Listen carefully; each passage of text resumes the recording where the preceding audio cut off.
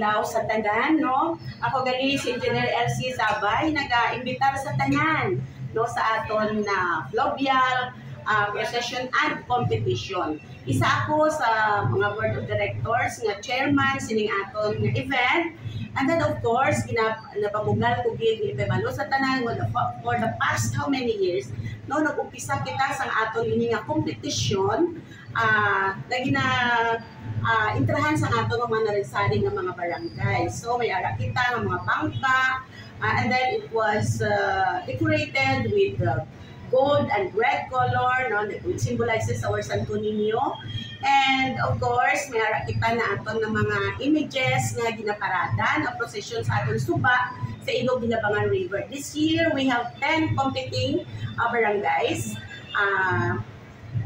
from the different barangays of Kabangkalan, and may nag-intra sa aton ng mga miners. Amo ni gid ang aton ng panugod sa aton na fluvial procession nga naghatag gituag, no, color sa aton ini nga fluvial procession. So ining mga miners, sila ini ang may mga gagmay nga bangka na ginadekurahan naton man sa banderitas, and of course nag-intra gid sila sa nagahugyaw tungod sa nakita man nila ang ilang debosyon nakabulig no sa Kabangkalan.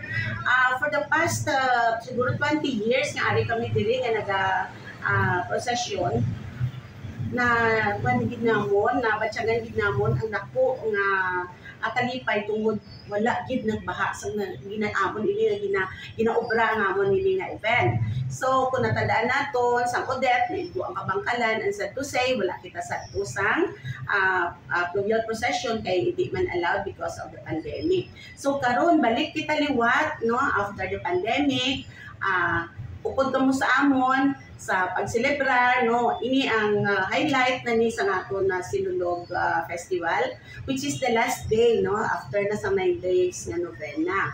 So mag-aumpisa kita sa kaagahon.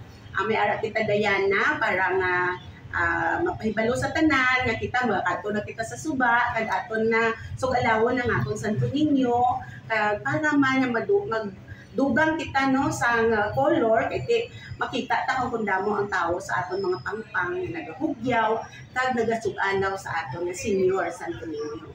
So kabay nga mangin madinlagon ini nga tuig, kabay nga kamutanan magabuylog sa amon ini nga selebrasyon. So madamo gid salamat.